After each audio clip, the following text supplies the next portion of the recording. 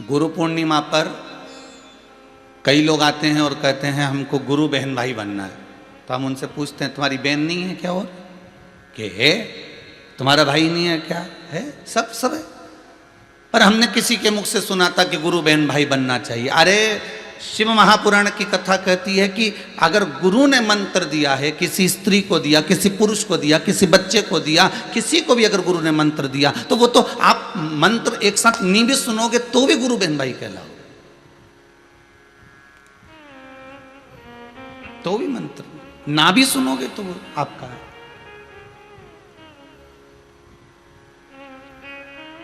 जितना निभ जाए उतना करिए।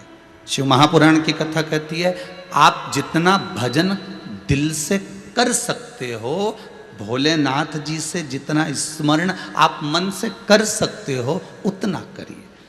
दिखावे से नहीं। मैंने बहुत सारा तिलक लगा लिया चंदन का। कई लोग उज्जैन जाते हैं महाकाल तो वहां पर जाके ऐसे बन जाते हैं कि मंदिर में जाते से पंडित जी को बुला के मारा चढ़ा लपेट जरा, और वो छापा भी लगा तो त्रिशूल वाला डमरू वाला, और वो तिलक छापा लगा के और चंदन लगा के और बढ़िया चकाचक, और जरा हाथ में बहुत सारी मोली गंठा बांध दो तो उनने भी महाराज जी ने खूब जोरदार बांध दिया, और बचा कुचा था तो फेविक्विक से चिपका भी दिया। लो अब खुलेगा ही नहीं, बहुत भयंकर चिपका, खुद दम से चिपकाया।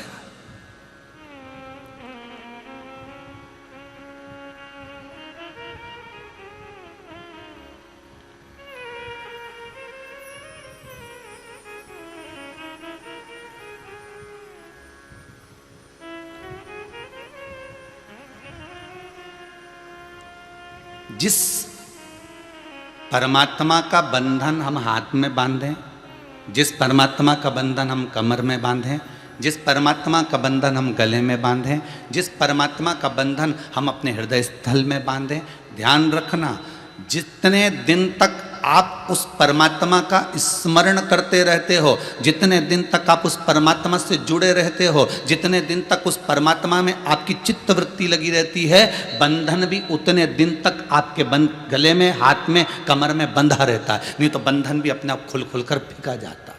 उसको फेविक्विक से चिपकाने की जरूरत नहीं पड़ती। फेविक्विक से तो तुमने इसलिए चिपकाया कि जगत को दिखाना था कि मैं गया था, महाकाल में गया था, विश्वनाथ में गया था, ओमकारेश्वर, मैंने वहाँ पर पूजन करी, मैंने वहाँ तिलक लगाया, वहाँ चंदन लगाया, और जोरदार मैंने बहुत बढ़िया ऐसा जोरदार बिहारी जी में जा रहे हो और बांके बिहारी जी के लिए माला ले रहे हो तो तुम्हारे मन में ये भाव नहीं आना चाहिए कि माला तो मुझे बिहारी जी को देना है परंतु माला दूसरी वहाँ से वापस लेके अपने गले में पहनना। आधे से ज़्यादा लोगों की सोच ये हो गई कि बिहारी जी के लिए माला नहीं खरीदते, वो अपने लिए खरीदते हैं। ये बड़ी वाली माला कितने की, कमल की माला कितनी है, कितने की है, ये कुंदन की माला कितने की है, ये वैजंती की माला कितने की, वो बिहारी जी के लिए नहीं ले रहे। आजकल एक नया लोगों को एक फैशन चालू हो गया कि हमें बिहारी जी को तो केवल दिखाना है, हमें बिहारी जी को तो केवल सामने ले जाकर रखना है, बाकी की माला हमको पहनना है।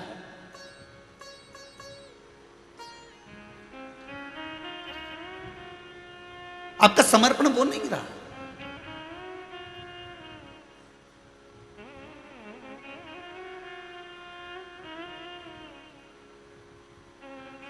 हमें बिहारी जी को माला पहनाना है, ये तुम्हारा भाव होना चाहिए। हमें माला समर्पण करना है, ये तुम्हारा भाव होना चाहिए। हमें बिहारी जी से वापस लेकर अपने गले में नहीं पहनना। और पेन भी लोगे तो ईमानदारी की बात बताना, आधा घंटा, 1 घंटा डब्बा मिठाई का लेके माला पहन के तुम तान के सीना चले तो जाओगे, गाड़ी में बैठ भी जाओगे और वो माला निकाल के बाद में गाड़ी में पटक दोगे, गाड़ी में से निकालोगे कहीं कोने में पटक दोगे, कोने से निकालोगे कहीं ले जाकर फिर पटक दोगे। तो फिर ये दुर्वासा जी का चरित्र भी तो याद रख लो। भगवान विष्णु का दर्शन करने के लिए गए और भगवान विष्णु के गले की माला लेकर आ गए बाबा, और जैसे ही सदगुरुदेव दुर्वासा बाबा माला लेकर आ रहे, माला इंद्र को पसंद आ गई तो इंद्र ने वो माला ले ली। इंद्र से वो माला ऐरावत ने ले ली। ऐरावत ने वो माला घुमाकर कहीं फेंक दी। वहीं से गुरुदेव निकल कर जा रहे थे और उन्होंने वो माला जमीन पर पड़ी देख ली। शिव महापुराण के इससे पहले चरित्र को अगर आप उठाकर देखेंगे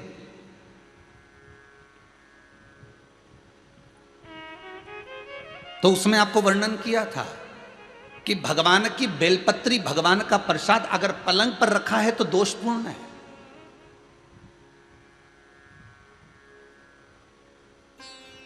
वो दोषपूर्ण है।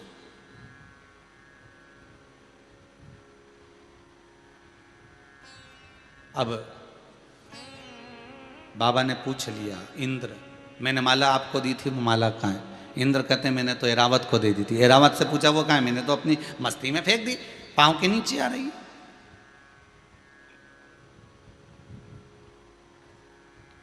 मैं तुझे श्राप देता हूं इंद्र, तो तेरी सत्ता के विमुख होगा। जितना तुझे तेरी सत्ता से प्रेम है इंद्र, तुझे अपना सिंहासन प्रिय है, मैं तुझे श्राप देता हूं कि तेरा वो सिंहासन तेरा छूट जाएगा। माला का अंतर देखिए, जिस माला को आप लेकर बड़े खुश होते हो, वो माला अगर सही जगह नहीं जाती, जिस भगवान की बेलपत्री को लेकर आप खुश होते हो, वो बेलपत्री सही जगह नहीं जाती। जिस प्रसाद को लेकर आप खुश होते हो, वो प्रसाद अगर सही जगह नहीं जाता तो उसका फल क्या भोगना पड़ता है वो देखिएगा।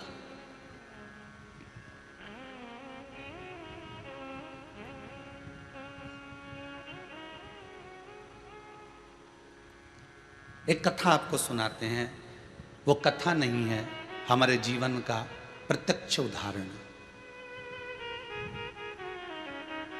प्रत्यक्ष उदाहरण।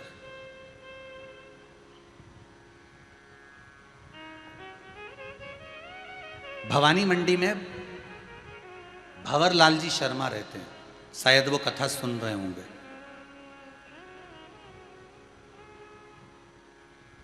वो कथा सुन रहे होंगे, ये मुझे विश्वास है। उनका नियम था, हर महीने वो गोवर्धन नाथ जी की परिक्रमा करने जाते थे, और हमारा भी नियम था, हम गोवर्धन नाथ जी की परिक्रमा हर महीने करने जाते थे।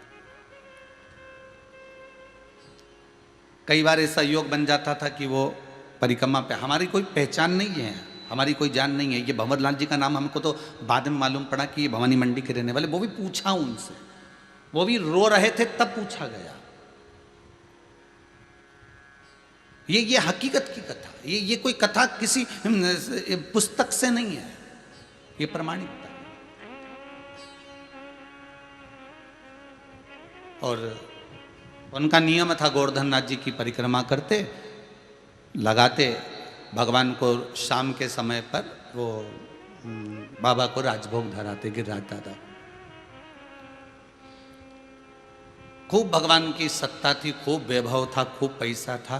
जितनी बार आते वो आधा पीपा का, एक पीपा का, आधी बोरी का, एक बोरी का, वहाँ बोरी से राजभोग होता है गिरिराज जी में, तो वो भोग लगा देते, ठोर, मोहन थाल, लड्डू सब करते।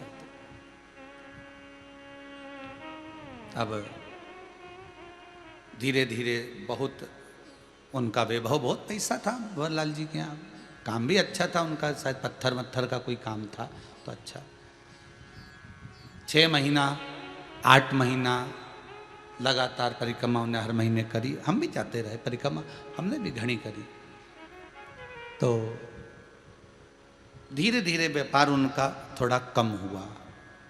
जो उनका पत्थर का काम था वो धीरे धीरे एक जगह का कहीं बंद हो गया, दूसरी जगह का भी बंद हो गया, तीसरी जगह का भी बंद हो गया।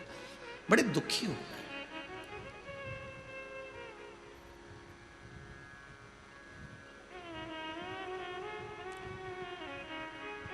पूंछरी के लोटे के पहले मुकुट शिला थी। उस मुकुट शिला पर हम बैठे हुए थे और ये भैया निकल कर जा रहे थे, और आज ये दोनों पति पत्नी की आंख में आंसू भरे हुए थे परिक्रमा करते करते। अब मुख से निकल गया, भैया आप कौन हो, क्यों रो रहे हो? और वो भी गिरिराज दादा की शरण में रो रहे हो। जब व्यक्ति भगवान की शरण में रहता है, भोलेनाथ की शरण में रहता है, ठाकुर की शरण में रहता है, मेरे कृष्ण की शरण में रहता है, मेरे गोवर्धन नाथ जी की शरण में रहता है, मेरे राम की शरण में रहता है, तो उसकी आंख में तो आंसू आना ही नहीं चाहिए। फिर आप क्यों रो रहे?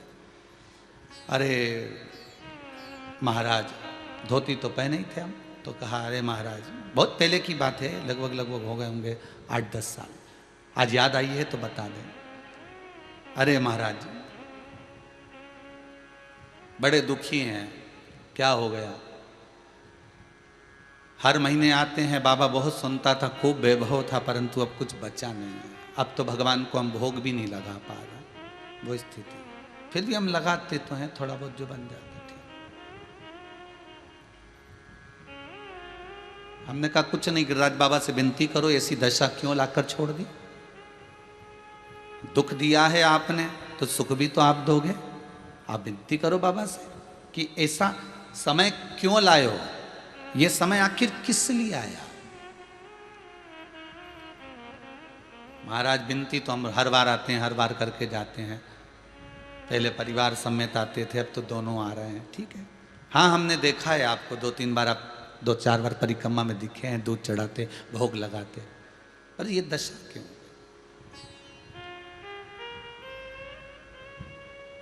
चल दिया हमारे साथ में, हम भी साथ में चलते चलते पूंछरी के लोटे के अंदर वाले रास्ते से निकलते निकलते जतिपुरा पहुंच रहे हैं। तो उनसे बात करी, क्या करते हो आप यहाँ आते हो। तो हम बढ़िया सुबह ट्रेन से उतरते हैं, बढ़िया नहा धो के होटल आदि में, और भगवान की परिक्रमा करते हैं। दूध वगैरह चढ़ाना है, पूजन करना है, अर्चना करना है, अंग वस्त्र वगैरह सब पहना के शाम के समय बाबा का कुंभड़ा कर कर दूसरे दिन हम निकल जाते हैं। अच्छा,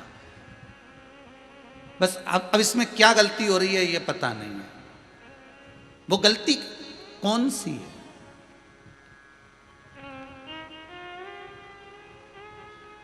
स्कंद पुराण में एक चीज बहुत पहले पड़ी हुई थी, बेलपत्री हो, प्रसाद हो, माला हो, इसका जब अपमान होता है तो व्यक्ति को रोना पड़ता है। ये स्कंद पुराण कहते हैं।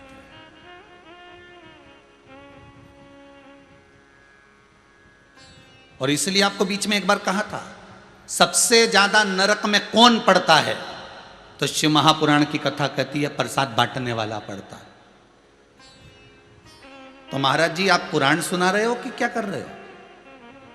कई लोगों के मन में प्रश्न खड़ा हो जाता है, आप पुराण सुना रहे हो क्या कर रहे हो, प्रसाद बांटने वाला क्यों नरक में पड़ेगा।